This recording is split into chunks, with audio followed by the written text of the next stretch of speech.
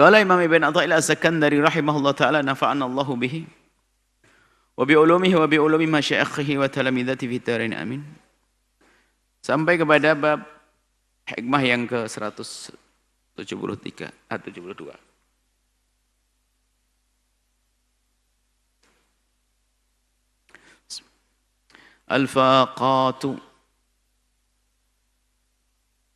Al-faqatu busutu al-mawahibi.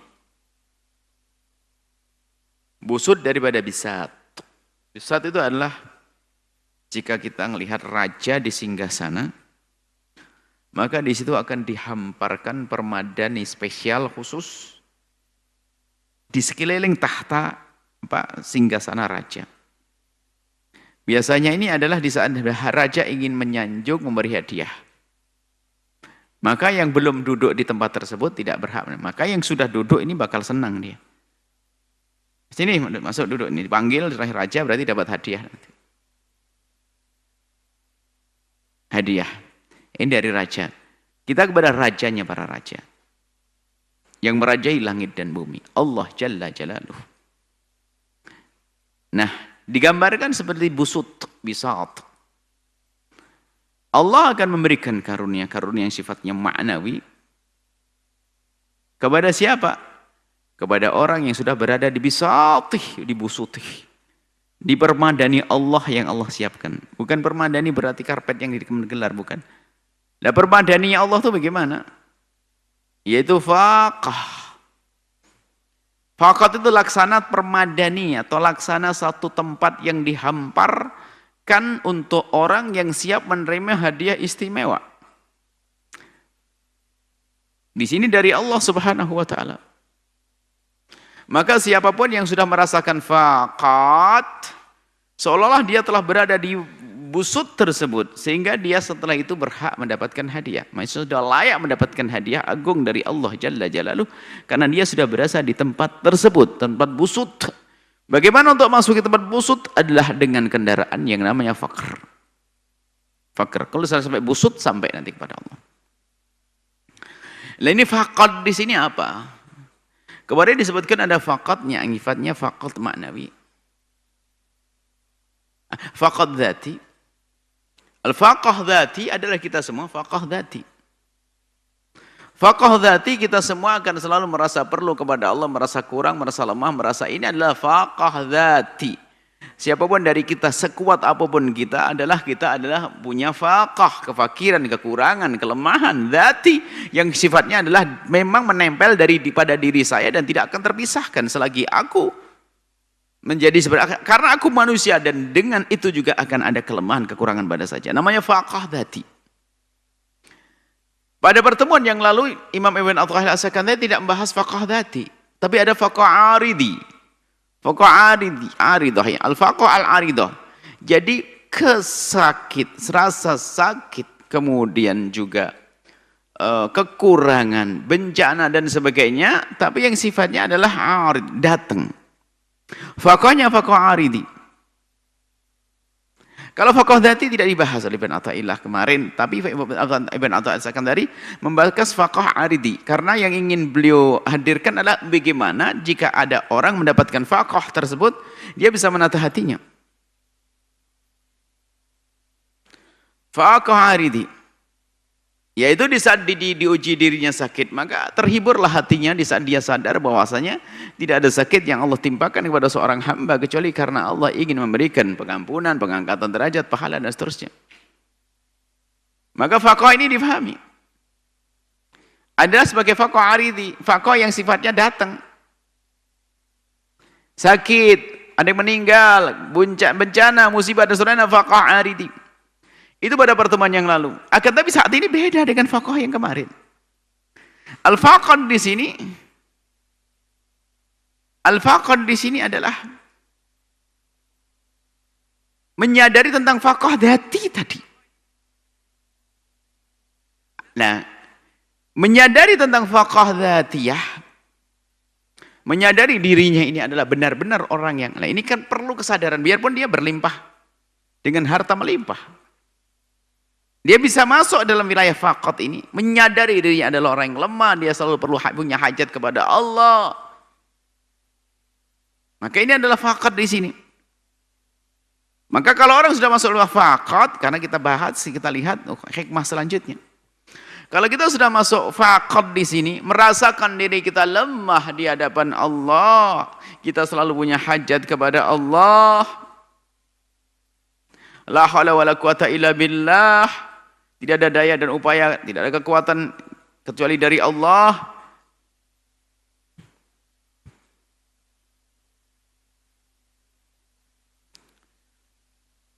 Maka di saat seperti itu, kalau kita sudah sampai kesadaran semacam itu, maka dia orang yang sudah siap untuk mendapatkan mawahib. Mawahib itu adalah karunia yang sifatnya maknawi, kebahagiaan, ketentraman batin, ketenangan jiwa, kemudian keimanan, kerinduan berbuat baik, dan seterusnya. Itu adalah mawahib.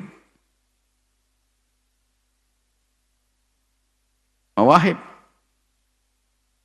Lihat, hikmah selanjutnya akan punya begini. In aradta wurudal mawahibi, kalau engkau menghendaki datang kepadamu karunia Allah yang sifatnya maknawi. Karena maknawi lebih agung daripada yang hissi. Maknawi, ketentraman batin ya, kebahagiaan di dalam hatimu, kemudian juga keimananmu.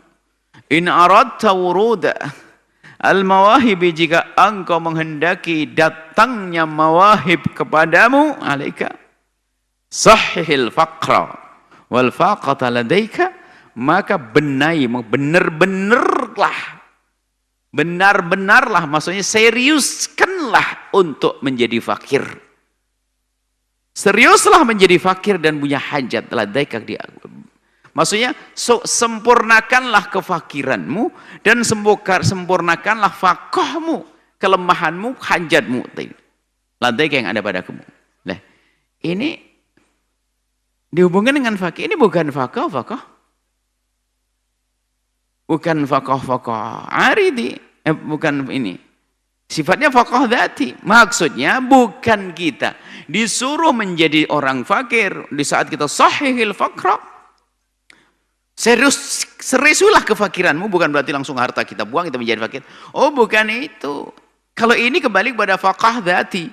Maksudnya benar-benarlah engkau menyadari dengan benar kalau kau ini fakir di hadapan Allah.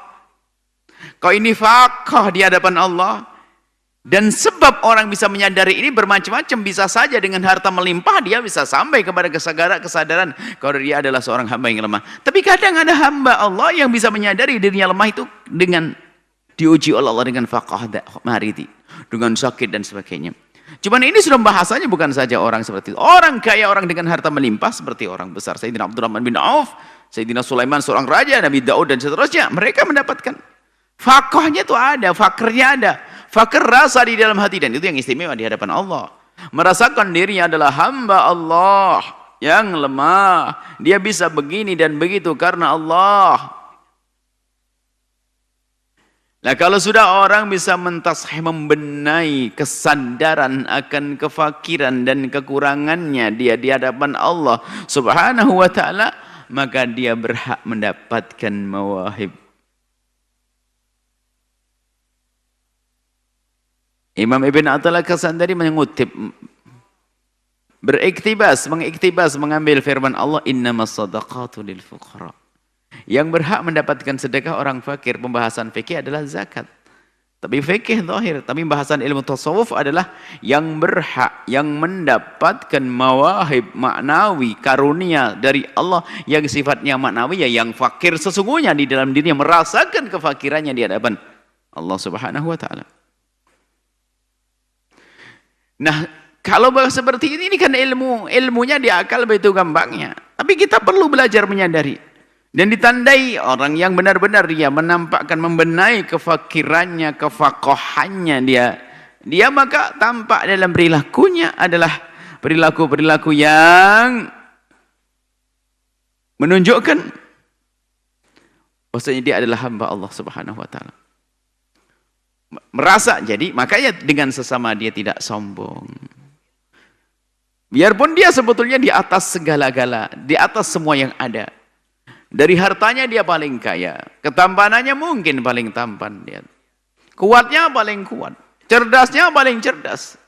Tapi ternyata dia dengan segala karunia dari Allah seperti itu tidak menjadikan dia merendahkan orang lain, karena dia biarpun diberi oleh Allah dengan kelebihan-kelebihan, dia tetap merasa lemah dan fakir di hadapan Allah. Karena dia merasa lemah dan fakir di hadapan Allah, maka tidak sempat dia merendahkan orang lain.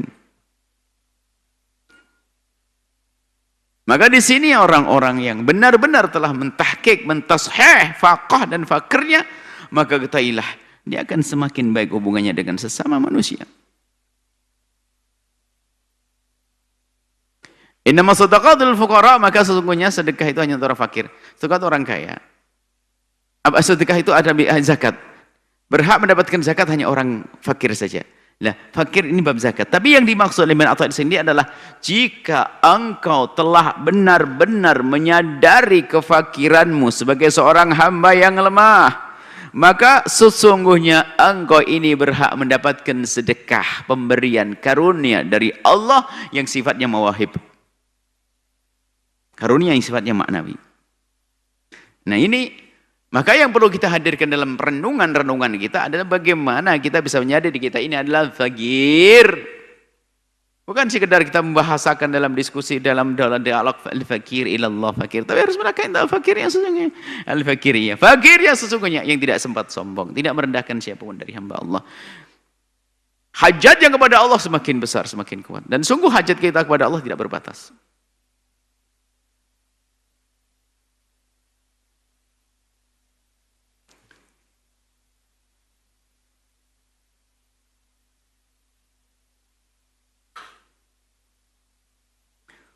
Nah,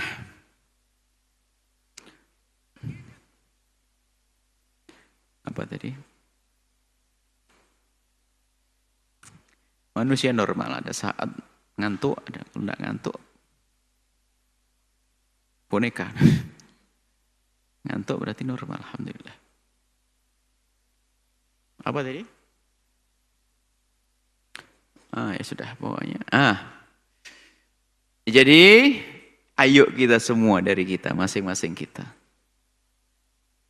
mencari kefakiran kita di balik karunia.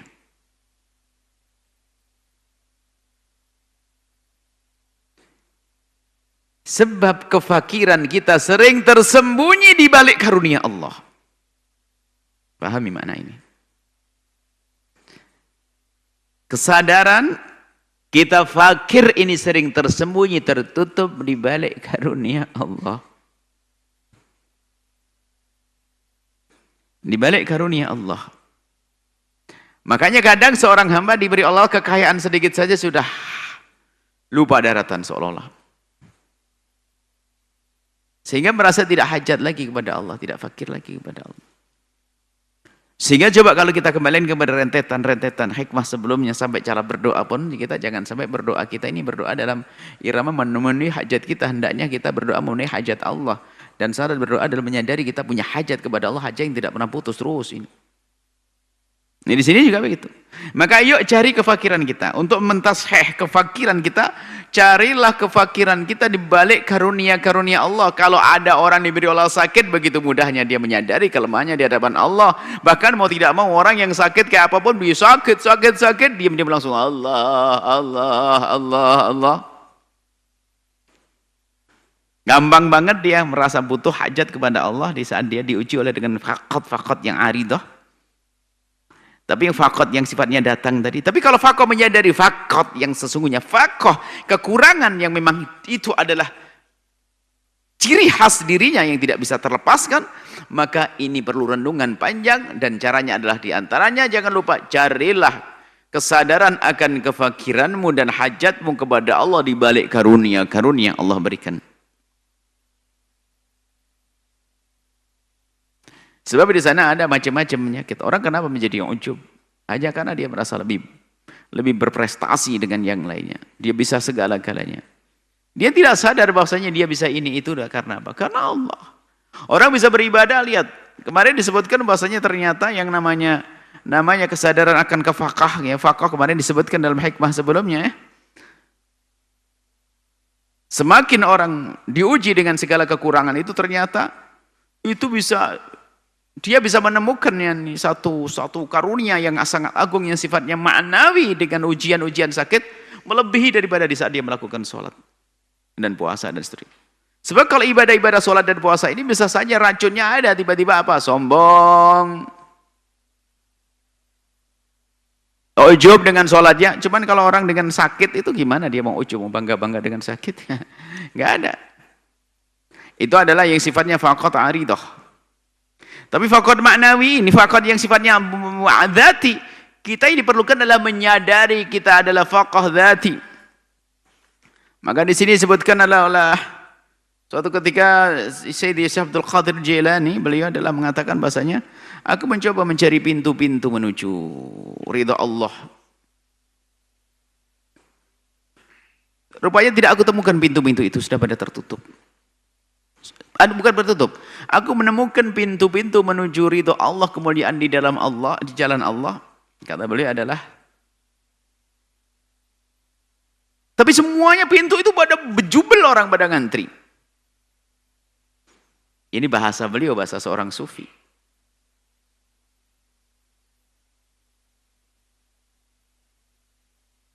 Kata beliau, ataitu, aku datang. Waqaftu, karena aku berdiri. Ala sa'iri turuki, di setiap jalan-jalan. Al-musilati ilallahi, jalan yang menuju kepada Allah. Jadi semua jalan menuju Allah itu aku perhatikan. 1, 2, 3, 4 nih, jalan menuju Allah. Apa itu? Ada sholat, ada puasa, ada umrah, ada sedekah, ada ini. Fawajjatuha mustahamatan.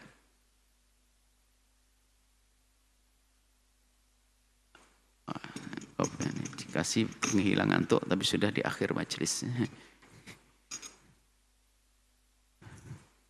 Syukran.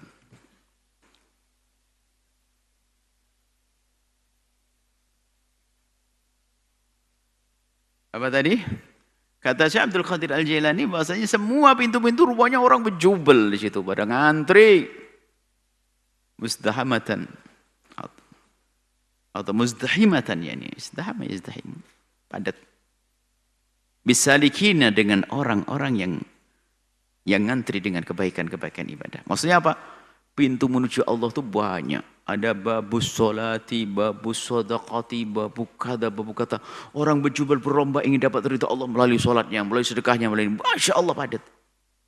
Thumma waqaftu ala babi adzilli wal iftiqari. Kemudian aku menuju kepada pintu namanya pintu fakir. Pintu rendah, pintu lemah. Maksudnya dengan berusaha terus untuk menyadari kelemahannya. Ternyata pintu ini fajatu kalian, nggak ada banyak orang senang di sini. Sepi ini, makanya aku tekuni ini. Makanya Syekh Abdul Qadir dengan kebesaran maqamnya adalah beliau orang yang selalu merasakan dirinya punya hajat kepada Allah, ahli iftiqar. Dan begitulah orang-orang yang sudah wasilun sampai kepada Allah Subhanahu wa taala selalu seperti itu. Beliau pun dia diberi Allah segala macam, tapi tetap saja dia seperti orang yang memang bukan seperti, dan dia merasakan bahasanya bahkan semakin diberi oleh Allah karunia, dia semakin merasa kalau dia adalah semakin lemah. Sehingga dia bisa melakukan sujud itu, dia sujud, dia sadar, dia bisa sujud, nggak sempat dia ujub. Kalau orang kelas biasa saja kan bisa sholat begitu semua, sholat malam beberapa rakaat, wah langsung bangganya gini nih. Tapi kalau orang yang kenal Allah, arifin billah, orang yang kenal Allah bisa melakukan bangun malam saja, dia langsung terpuji syukur kepadamu ya Allah. Sungguh, aku tidak akan mampu melakukan sujud sekali saja kecuali dapat ridin dan ridho dari Allah.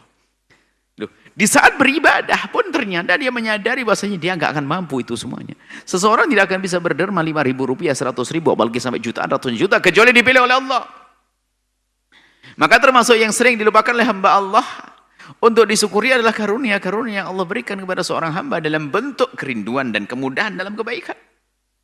Kita bisa saja mudah mensyukuri karunia Allah yang namanya bangun rumah, sembuh dari sakit, kemudian ini. Tapi jarang di antara kita yang bisa menghadirkan syukur yang sejati, yang sesungguhnya di saat Allah Subhanahu wa taala memudahkan kita untuk melakukan kebaikan.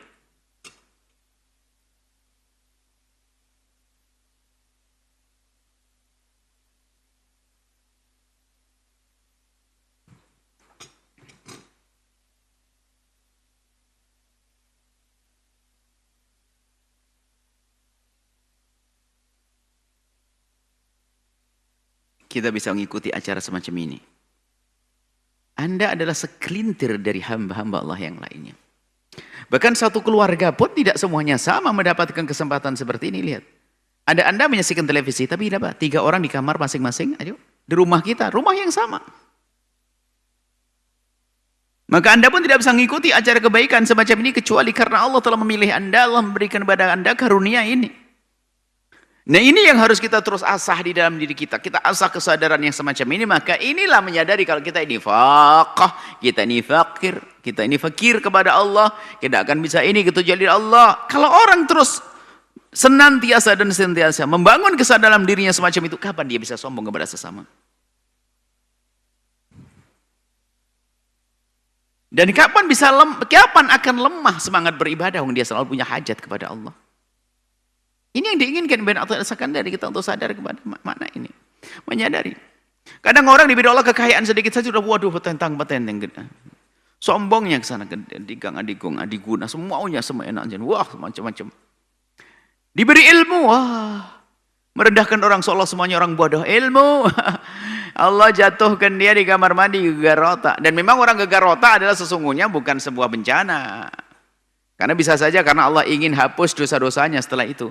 Cuman maksudnya jangan sombong. Kalau seandainya maksud kami itu bukan kita merendahkan orang jatuh lalu gegar otak. Begitu, tidak. Bukan itu, dia bisa saja orang dimuliakan oleh Allah. Dia lagi kunjung ibundanya, kemudian tabrakan, gegar otak sampai hilang akalnya dan sebagainya.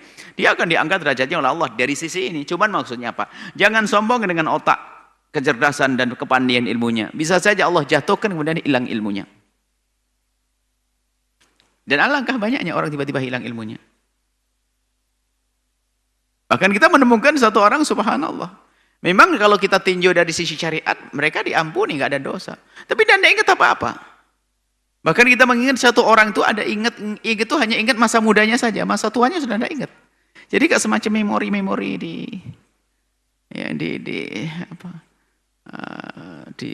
memori komputer begitu. Jadi ada satu orang kita temukan subhanallah. Jadi kalau cerita kepada kita itu hanya cerita tentang di tahun 80-an ke bawah. Ke atas sana, 80 ke bawah ke atas, sebelum 80. Setelah itu sudah tidak ingat lagi, tidak ingat sama sekali. Ajib, ya udah begitu. Artinya itu pelajaran. Adapun dianya yang diuji Allah dengan semacam itu bukan sebuah bencana sesungguhnya, karena kalau Allah menghilangkan akal seorang hamba, sesungguhnya Allah akan tahan dia untuk tidak berdosa, kan begitu sebetulnya. Secara zahir di hadapan manusia memang seolah-olah dia menjadi kurang sempurna akalnya, akan tapi di hadapan Allah tidak ada dosa. Tetapi yang kami hadirkan di sini maksudnya apa? Kalau kita sombong dengan kecerdasan, Allah bisa cabut waktu itu. Kalau kita sombong dengan harta yang melimpah, Allah cabut. Qarun itu nggak mau menyadari kalau dirinya itu mendapatkan rezeki dari Allah. Dia mengatakan ini dariku. Aku sendiri yang berusaha. Sombong dia, ditanya mau saya dari aku karena usahaku. Usahanya Fir'aun Qarun sendiri.